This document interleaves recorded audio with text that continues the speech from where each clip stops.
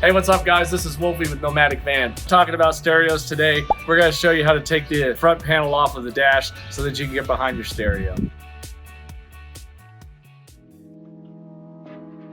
Alright, so one reason why you might want to change your radio out is because in Japan, the radio stations go from 76 megahertz to 96 megahertz. Yay! But US frequency usually starts in 88 megahertz and goes to 108 megahertz. Wow! So I'm going to show you how to get in here so that you can get a new radio if that's what you want to do. Alright, so it's a pretty simple tool setup here to take apart this panel. I like to use a panel popper, which looks like this, but you could just as easily use a flathead screwdriver, and then a Phillips screwdriver is really important, and I usually grab a stubby in case I'm in some tight spaces. But between these 4 tools you should be able to get this off no problem. Alright, this is the triple gauge pod. I'm going to take this off first. There is a panel on the back here that you need to get your panel popper or your flathead screwdriver underneath. But you get underneath and it should just release. You can see the 3 spots where it's on the back there. To remove the triple gauge pod from the bracket, there's a screw on each side, equidistant from each other. So I'm going to remove that with a Phillips screwdriver. Okay, once you have it removed, you can pull it out. Alright, so this clip right here, if you push this button in right there and you pull it, you can remove this, and then you can set this triple gauge pod to the side. The next step is to take the bracket off for the triple gauge pod. Just 3 screws right here. You could use a Phillips screwdriver to get those out. Okay, next step is we're going to take this piece off. This piece is very fragile, so you want to be very careful. And just to replace one costs almost 350 bucks. So I always like to start down here with the cup holder. If you pull it out, you'll see that there's a screw on each side of it. You could use a Phillips screwdriver to get that out. And then this just slides out. Oh, typically it slides out.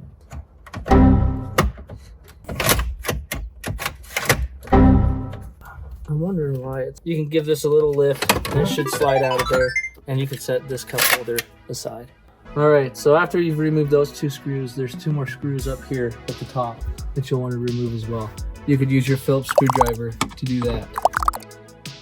Alright, once we've moved all the set screws, this should start to feel loose. And if you give it just a slight tug, it will come out of there. And now we have to remove the connections for all the electrical pieces here. Alright, so right here, sometimes you'll have 3 connections, and this one we only have 2. But just like in the clip for the triple gauge pod, there's a button that you push, and you give this a good pull, and that one will remove. And this one's actually underneath. And then you have one more here that goes to the clock. You want to make sure you get that one as well. And that's how you remove this piece right here without breaking it. This right here, this is your stereo. This is a typical double DIN size stereo. It gets removed from these 4 screws on either side of it.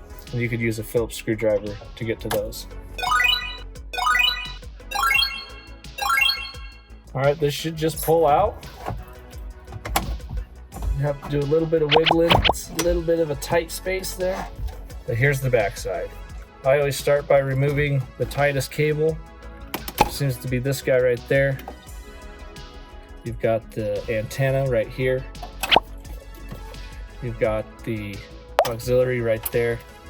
And then you actually have the main harness, which has a button down here at the bottom that you need to push in order to release it from the unit.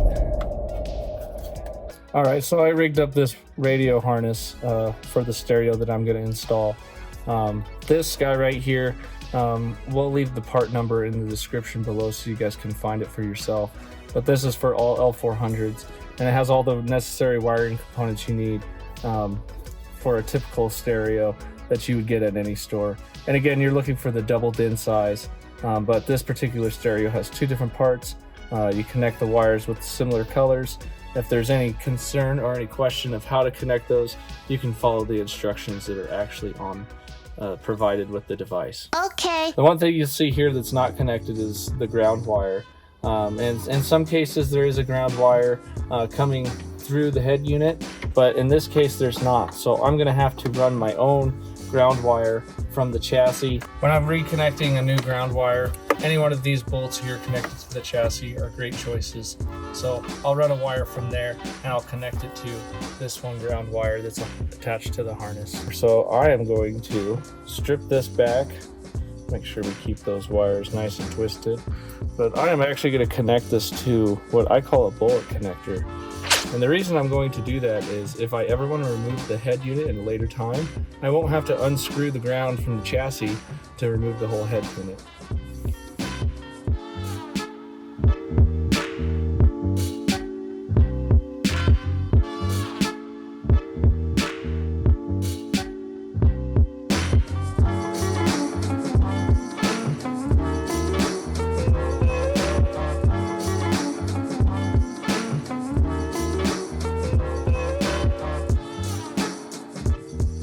Okay, so I've got my ends on my grounds here, one bullet connector in there, as well as my ring terminal that I'm going to be attaching to the screw on the chassis.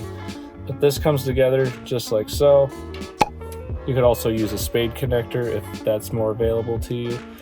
Again, this is just so that you can remove it without actually having to remove the ground screw when removing the head unit. All right, I'm just going to remove a screw here in the back.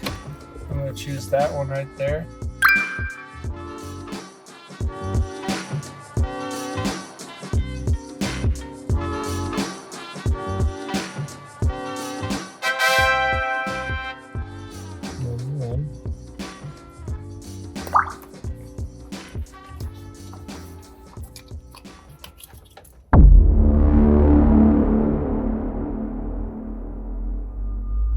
Okay guys, I'm going to get a stereo installed. Stick around and I'll show you how to put it all back together.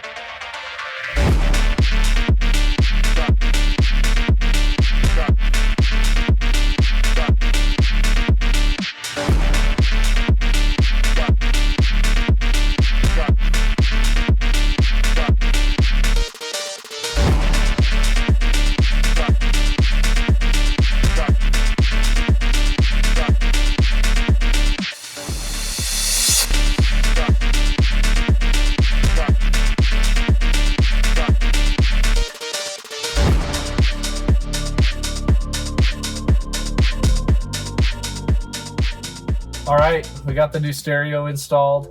One note, before you put on the triple gauge pod and the cup holder and actually set the screws in for this guy, make sure that everything works when you turn on the car. It's much easier to get it off after the screws are already out rather than putting them in and out. But always check the clock. I always like to check the fan, hazards, and defrost. And if all your buttons and functions work, you're good to set everything in place. Hey guys, thanks for watching today. If you liked what you saw, make sure to like the video, subscribe to us. If you have any more questions, drop a comment, let us know. We'll answer them the best we can, and don't forget to follow our Instagram at nomadicvan.life.